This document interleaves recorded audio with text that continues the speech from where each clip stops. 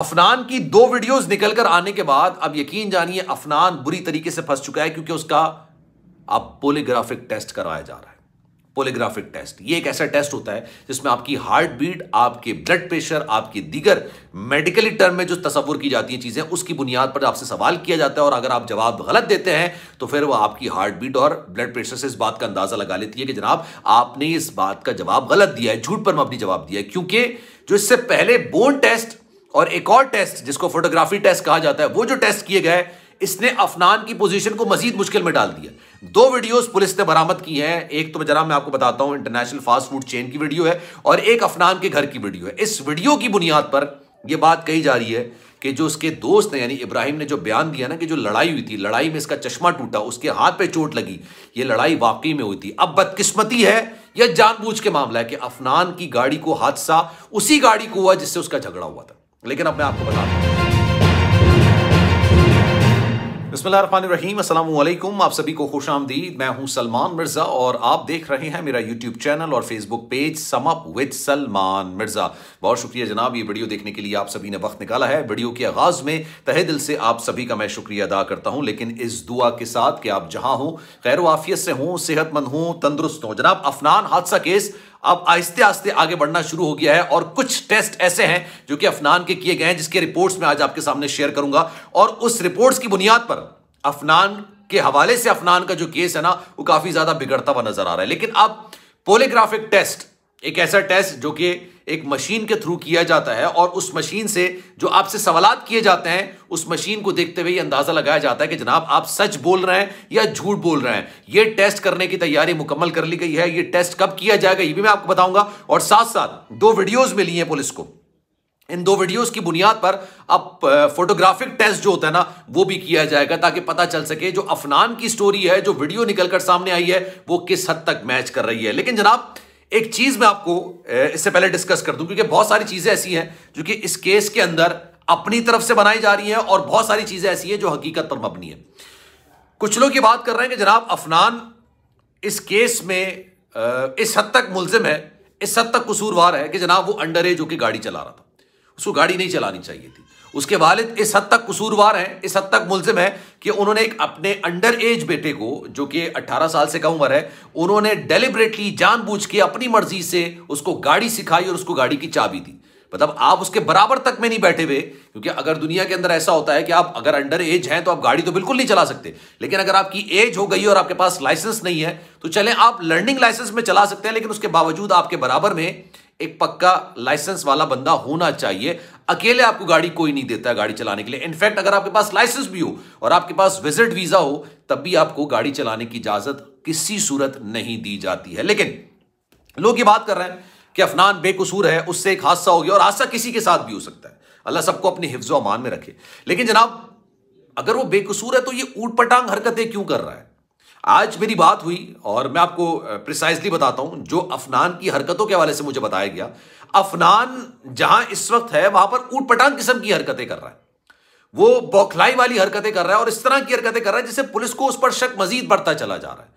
वो कभी अपने जो उसके दोस्तों ने जो इंकिशाफात किए हैं उस इंकिशाफात से पहले तो काफी ज्यादा कॉन्फिडेंट था, काफी ज्यादा कॉन्फिडेंटली जवाब दे रहा था, उसकी वीडियो भी आपने देखी होगी। लेकिन जब उसके दोस्तों ने उसके खिलाफ बयान दे दिया, वो जो एक बयान निकलकर सामने आया कि जनाब इस हादसे से पहले एक वाकया हुआ है और वो वाकया लड़ाई और झगड़े का था। इस लड़ाई और झगड़े में कहा यह जा रहा है कि अफनान के ग्लासेस तक टूटे थे और जो बराबर में इब्राहिम बच्चा बैठा हुआ था जिसने बयान दिया, उसने उसके हाथ में चोट भी उस लड़ाई झगड़े की वजह से आई है। तो आप अंदाजा लगाइए कि वो हादसे से पहले जो लड़ाई हुई थी वो काफी संगीन किस्म की लड़ाई हुई थी और उस लड़ाई ने उसको काफी ज्यादा तैश में ला दिया था, काफी ज्यादा गुस्सा दिला दिया था।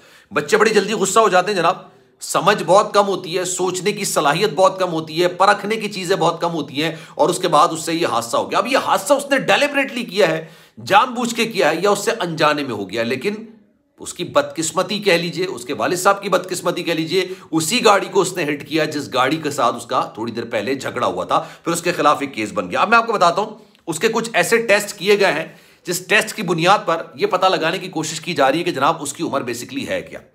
एक टेस्ट उसका किया गया है बोन टेस्ट। अच्छा, ये बोन टेस्ट 70 और 75% एफिशिएंसी के साथ होता है, लेकिन 25% डॉक्टर इस पर भरोसा नहीं करते और इसकी रेंज होती है। लेट सपोज अगर आपकी एज 14 साल है तो ये बताएगा 12 से 16 साल के दरमियान है, मतलब आगे की एज भी बताएगा और पीछे की एज भी बताएगा। ये एक आपको बताया लिमिट बताता है कि इस लिमिट में इसकी एज हो सकती है। लेकिन बोन टेस्ट कभी भी एफिशिएंसी के तौर पर इस्तेमाल नहीं किया जाता है किसी भी मुलजिम की उम्र का तयन करने के लिए। जो सबसे बेहतरीन टेस्ट होता है, जो कि दुआ ज़हरा का भी किया गया था, दुआ ज़हरा का पहला बोन टेस्ट किया गया था और उसके बाद उसके दांतों का टेस्ट किया गया था। दांतों के टेस्ट में उसकी उम्र बाकायदा प्रिसाइजली 14 साल कुछ महीने निकल कर आई थी और ये कहा जा रहा था कि जनाब उसकी अंडर एज है, और वाकई वो अंडर एज निकल कर आई। लेकिन बोन टेस्ट जब किया गया तो बोन टेस्ट में उसकी उम्र 17 साल निकल कर आई थी। ये बड़ा डिफरेंस होता है इन दोनों टेस्ट के अंदर। लेकिन अब पुलिस ने इस बात का फैसला कर लिया है कि वो पॉलीग्राफिक टेस्ट करेगी। पॉलीग्राफिक टेस्ट में मशीन के साथ मुलजिम को रखा जाता है, आपके ब्लड प्रेशर, आपके जो हार्ट बीट्स है उसकी बुनियाद पर यह फैसला किया जाता है कि जनाब आप जो बात कर रहे हैं, जो जवाब दे रहे हैं, वो सच की बुनियाद पर है या झूठ पे है। लेकिन मुझे बड़ी हैरत हो रही है कि यहां पर तो पुलिस के नाम से और कोर्ट कचहरी के नाम से एक आम इंसान डरता है, घबराता है। वो कहता है यार क्या मैं इन चक्रों में पढ़ूं, मेरे अपने रोजगार के मामला हैं, दीगर मामला हैं, यहाँ पे 2 वक्त की रोटी कमाना मुश्किल हो जाता है, तो मैं इन चीजों में कैसे पढ़ूं। लेकिन जो इंसान ना चाहते हुए पढ़ जाता है उसका भी दिल धड़कने लग जाता है अगर पुलिस, क्योंकि एक खौफ है ना, मदद वाला मामला तो नहीं है, मतलब हिफाजत वाला मामला तो नहीं है। ऐसा लगता है कि अगर पुलिस के हत्थे चढ़ गए तो जो चीज नहीं भी की होगी वो भी वो कबूल करवा लेगी। ये तासुर दिया जाता है, ये मामला दिए जाते हैं। कोर्ट के मैटर चले गए तो कोर्ट के मैटर में मामला इतने आगे बढ़ जाएंगे कि भाई बेटा कोर्ट में जाएगा और फैसला उस वक्त होगा जब उसकी अपनी औलाद हो चुकी होगी। ये सारे मामला होते हैं। तो लोग जो है ना, आम इंसान, पाकिस्तानी अवाम, वो कोर्ट कचहरी और ये थाने के मामला से डरती है, बचती है, घबराती है। लेकिन ये सारे टेस्ट करने का फैसला इसलिए किया गया है क्योंकि अफनान जो है ना वो कुछ इस तरह की हरकतें कर रहा है जो कि एबनॉर्मल टाइप में तस्वुर की जाती है। नॉर्मल वो हरकतें नहीं है।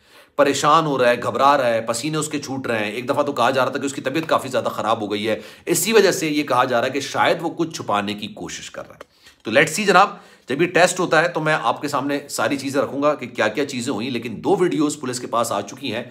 एक है जनाब इंटरनेशनल फास्ट फूड चेन की वीडियो, और दूसरी वीडियो जो उनके घर से जो कैमरे ख़राब थे वो तो एक अलग मामला था, एक कैमरे में वो वीडियो निकल कर आई है। उसकी बुनियाद पर फैसला किया जाएगा कि जनाब इसमें कितनी सच्चाई है और कितना मफरूज़े पर मबनी अफनान का बयान है। लेकिन आपकी राय क्या है, मैं चाहूँगा कि कमेंट सेक्शन में भी राय का इज़हार ज़रूर कीजिएगा। सलमान मिर्ज़ा को दीजिए इजाज़त। ज़िंदगी रही, सेहत रही, आपकी दुआएं नहीं तो इंशाल्लाह आपसे फिर मुलाकात होगी। जाने से पहले गुजारिश है, अगर चैनल आपने सब्सक्राइब नहीं किया और वीडियो आपको अच्छी लगी है तो ज़रूर कीजिए सब्सक्राइब।